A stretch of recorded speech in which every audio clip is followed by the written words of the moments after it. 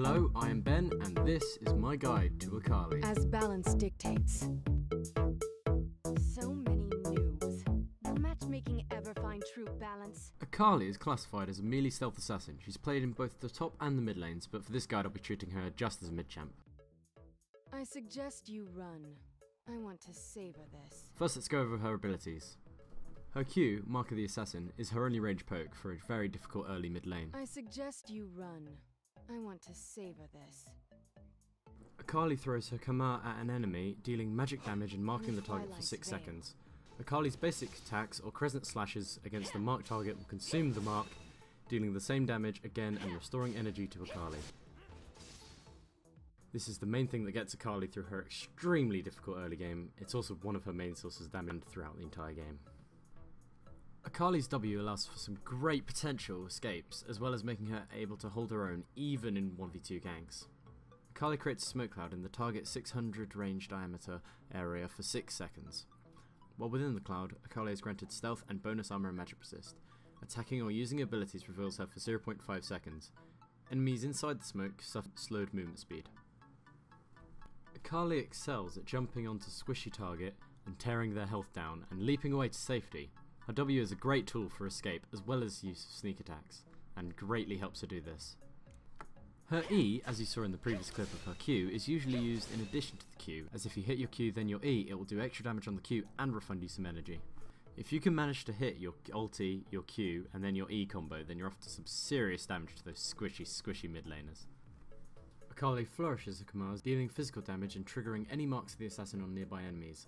Her E, however, is also quite a substantial amount of damage without even having to use your Q with it, and can also be used as an AoE to wipe out minion waves or even an entire team.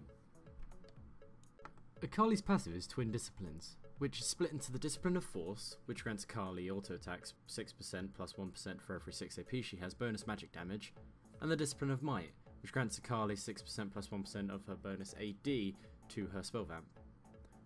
With the correct masteries and runes, this will allow her to do some great damage and outlast her difficult early game and start to snowball into the late game. And finally, we move on to Akali's ultimate, Shadow Dance. Akali moves through the shadows to quickly strike her target.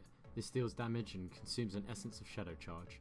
Akali recharges Essences of Shadow both periodically and upon kills and assists. It has a max of 3 stacks. This is an amazing move that allows her massive lane maneuverability, as well as giving her the power to leap onto a target, get them onto low health and leap out before they even know what happened. Note that her ult doesn't consume a mark from her Kamar, and instead uses up one of the 3 Essence of Shadow charges that she regains upon kills, assists, or every 24 seconds. As far as runes and masteries go, Akali is an odd champ due to her passive including both AP and AD aspects. So she's very difficult early game due to her being a mid champ with melee attacks and not a lot of range poke. It's also very hard to farm if you go for the boots 3 pots method at the start of the game, due to you having very little damage from having low AD. This is why the Doran's Blade is a recommended starting item for her. However, if you go with marks of hybrid prenotation, flat MR glyphs and flat armor seals, I feel these runes help her gain early advantage and are extremely helpful. Now, feel free to play around with these, I just think it's a pretty good start. As far as masteries go, I like 2190, as I find that due to her aggressive nature you'll end up diving and you'll need some nice defense stats to help you out, as well as some aggressive stats to help you do the damage that you need to do. There's not much in there for her in the utility tree, so I tend to avoid going into that at all. Akali has some wicked sustain against most mid laners. If you want to stop an Akali, you want to do it fast. Zone her away from the minions, poke her, and if you can, get your jungler to gank early. As if you manage to shut her down early, you won't have to worry about her as much in the mid and late game, which, if handled incorrectly, can be disastrous for her opponents.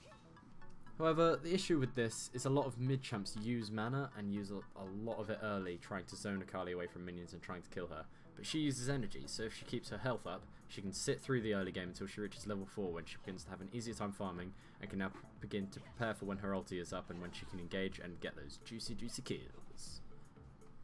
So what would I suggest you build on Akali? Well, if you're having some difficulties farming and you don't think you can actually outlast the early game, then I suggest grabbing a Doran's Blade. However, I'd highly recommend you get boots 3 pots, as this will make it easier for you to dodge the poke from the other mids you'll be up against, and you'll be able to get a little bit more sustain as far as health goes. I'd highly recommend at least trying the boots 3 pots approach.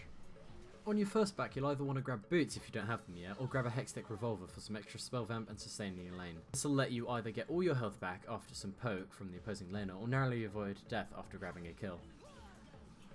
After that, you want to get a Giant's Belt and build that into a Rylai's Crystal Scepter so that you can get some very nice dives over the enemy tower due to the extra health it gives.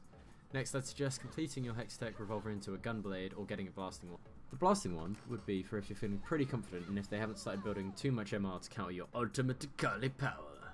Around this point would also be a good time to finish off your boots, to either Sorcerer's Shoes or Mercury Treads, if you feel the enemy team has a lot of CC.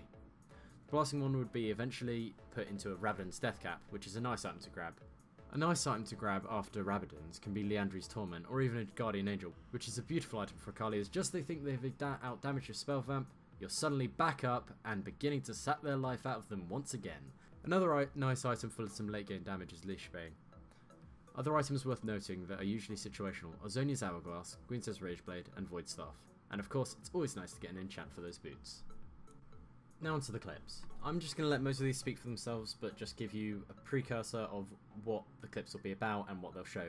Now, here's what I'm going to show, what Akali specialises in, and what can happen if you play her right, and complete your early game to a degree where you can get the kills and you can get the damage off.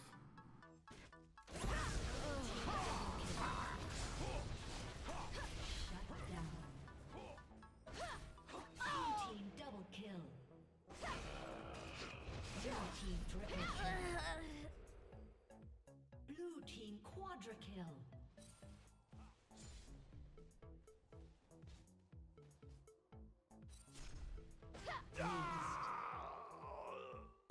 As you can see, Akali has quite a lot of potential of just going in, killing all the squishies in team fights, and that is what she's good for, and why she's often referred to as an anti-carry, because she just kills anybody who doesn't build enough MR or health. Akali's also an extremely good roamer, as she can go down to other lanes really quickly, ult in, grab a kill, grab her team a kill, and get back to her lane because she doesn't have to worry as much about getting caught out in the river due to her W.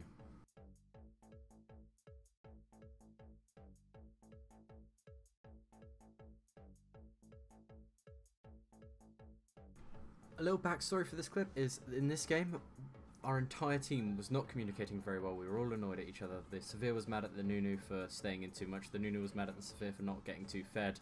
And the entire team wasn't working well because of it.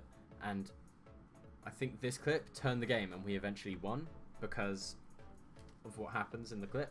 It's always tempting as Akali to go directly for the kills and always try to get the kills because you have a lot of high damaging finishing moves, including your ult to just jump onto targets and it will refresh the Essence of Shadow on your ult. However, it can help if you give kills to teammates, not just because it gets them fed, but it will allow other teammates to regain faith in that teammate. For example, here, I give the 2 kills to the Severe, which was very helpful because it got the Nunu to have faith in the Severe again, and we actually won the game because the Severe got those kills and because our team stopped arguing. Here I'm going to give you an example of how things can just go terribly wrong as Akali, and the thing that I find most isn't skill or ability to play the game, although that is a factor. The thing that I find is the worst as far as Akali's flaws go is players of Akali become way too confident with their damage, and well, you can see what happens.